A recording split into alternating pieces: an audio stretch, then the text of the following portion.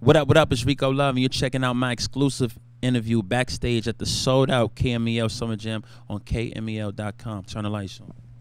Backstage at sold-out KMEL Summer Jam. Rico Love.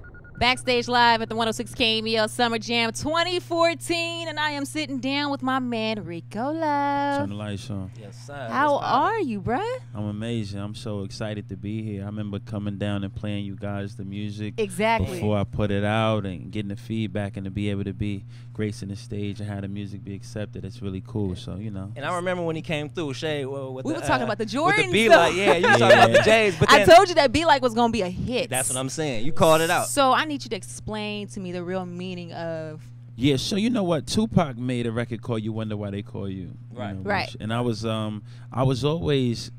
always respected his ideas because he couldn't give you one end of the spectrum without giving you the other. You Right. couldn't make Dear Mama if you didn't have I Get Around. Right. Because you have to explain why this particular woman is special is because this particular woman isn't. Right. So if we're going to make music, if we're going to get out here and do songs, we might as well add a bit of substance to it and give it a piece of us. I feel like so often artists are just making music about anything. Right. Now, it's only so much I can talk about how much money I got or how many cars I drive. It's so many things I see every day, and if I don't take time out to explain it and talk about it, and I'm not a Then nobody goofy wearing knows. conscious backpack rapper. Right. I'm a Right. guy who drive Ferrari and wear a diamond Right. watch. You know But what I you mean? kind So of low if I key too, though. At the same time, like you Yeah. flashy, but you're not like. I don't really put it out there as Right. you know, but I do like nice things. But I think more than anything, it's so much substance inside of me and so many different subjects I feel like I'm obligated to talk about, and I gotta say it the way that people say it. I gotta speak the language. I couldn't make women be like, because that's not women I'm Right. talking about. Has it been hard to maintain? Right, no, for real. Has it been hard to maintain that as an artist, you being on the stage? Because you've been writing hits for years. You know what I'm saying? Has it been hard to maintain that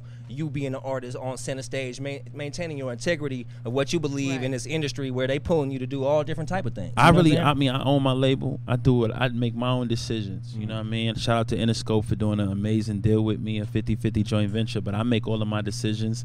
And like I said, I'm not perfect. I got music where I talk about the flashy and everything, and I don't use the best language all of the time. But at the end of the day, it's so much more that's to us. And Tupac was the best example of that, because Tupac was the guy with no shirt on in the Hennessy battle performing. But Right. at the end of the day, he still has something to say to the culture. Right. And the only way we could respect it is because he was a part of it. And we Right. saw him looking like us, acting like us, speaking like us. If he was a guy who was like, no disrespect to KRS-One, but we couldn't accept him as much as we could accept Tupac, because they had the everybody same, wasn't- they right. had the similar message. Right. But at the end of the day, Everybody ain't on Tupac that. was at the party with us. Exactly. And so Yeah. if you Still with us and vibing, you kicking right, it. you got an arm around us, it don't feel like you pointing the finger. It feel like more you speaking about us. We need to fix that we us. can relate to it. Exactly. You're actually speaking about something where you've experienced. So, given that, it's both songs, They Don't Know, Bees Be Slapper. Like. Slapper. How does that affect in your personal life? Because I can imagine being a woman who might be seeing you personally Man. and then being like, "What you mean?"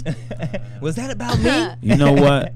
They don't know, which I really want people to understand. When I make music, I don't want you to ever look at what's on the surface. Okay. There's always a deeper hidden meaning. They don't know is really a metaphor. I wrote a bunch of hit records in the music Beyonce. business, and Beyonce, Man, Usher's, the list goes on. You know, the list Right. goes on. Chris Brown's and everybody, Kelly Rowland. What happened is when I decided to do this record, I wanted people to understand that I wasn't doing it because I wanted to be famous. Yeah. So I wrote They Don't Know as a metaphor. And instead of me saying they don't know I wrote these songs, I kind of made it as a mistress, like a secret relationship. Because Right. when you are behind the scenes, you're not at the forefront. But the people who's supposed to know, they do know. Right. So when I said they don't know, that's why I wasn't in my first video. Yeah. Because I wanted Yeah, people people- to really understand it was metaphor. It was a metaphor. It was like, look, that girl in the video, she represents the Beyoncés, the Kellys, the Ushers, and all those things, and they well kept, and they know about the secret relationship that we have when I'm writing these records, and that's the only person that need to know. Right. If I got into an argument the other day because they were like, you should tell people, and I start to give people hints and let them know what I've done, and I give a little medley in my show about Right. the records I've written.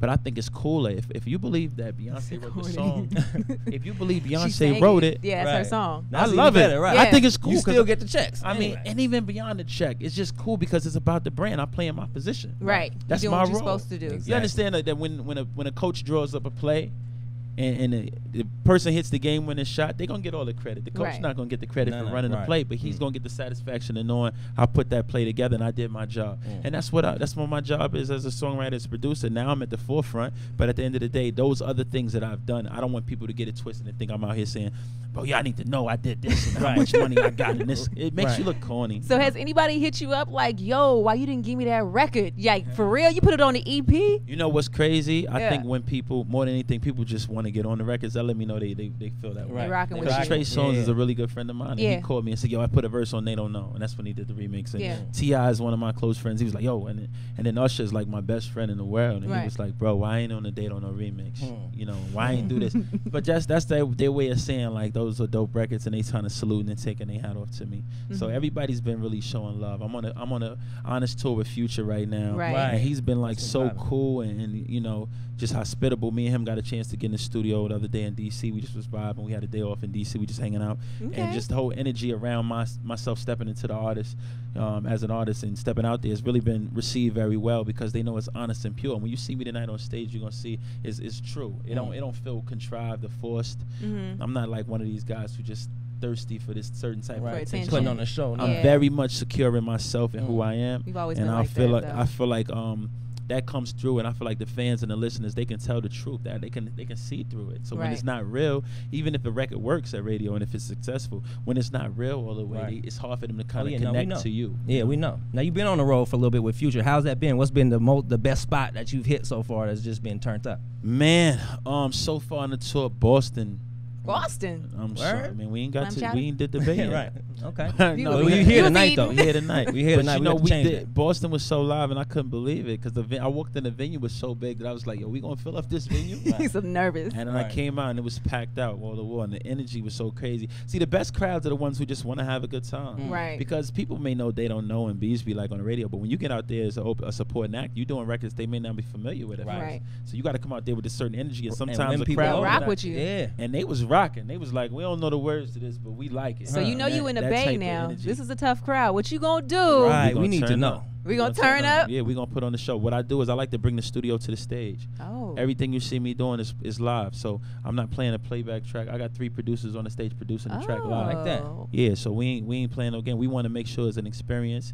We want to make sure we start with the live energy. We want to tell a story. I feel like the idea behind any performance is to tell a story of who you are. Right. Especially when you're new in your brand. You got YG headlining it with Kendrick. Yeah. So at the end of the day, they came out and they earned these positions, and they gonna rock it with records that everybody knows. Right. But a guy like myself, I got to come out here and prove myself and let people know who I am. And that's what it's about. And that's the fun. That's the art of it. I'm also an executive, so it's my opportunity to show my artists under How me. you Like, supposed look, to do it. this is what you got to do. You got to put in work. And maybe some crafts that may not know that particular record, but you still got to work your behind off and do what you got to do to get them interested in knowing who you are. Do you find that harder at a hip hop concert, coming in as an R&B cat? You know what I'm saying? Coming on really first and doing R&B, a slower You know what's move crazy? I'm not even really a R&B artist. I just sing on a few songs. You know, I just could sing. I mean, I'm be honest with you. Think about the music that I make. Yeah, I was on the road with Future. I'm on the road with Future, and I'm like listening to the things he does, and I'm like, he's singing that whole song. Yeah, he's sing rapping. He The is. sing rapping is in right. You can't really the same categorize thing that I do him is just anymore. that I have a more R&B voice, I guess, when I sing. But it's the same thing. You know, when I listen to Drake's music, I'm like, that's a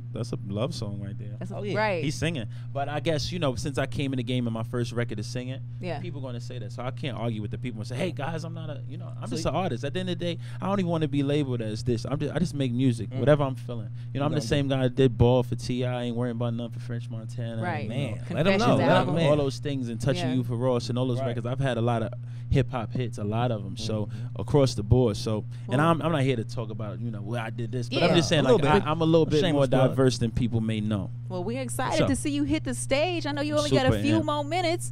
Man, so thank you for sliding through. It's 106 KMEL Summer Jam backstage. Your girl Shay Diddy Radio Reem and my love Rico Love. Turn the lights on.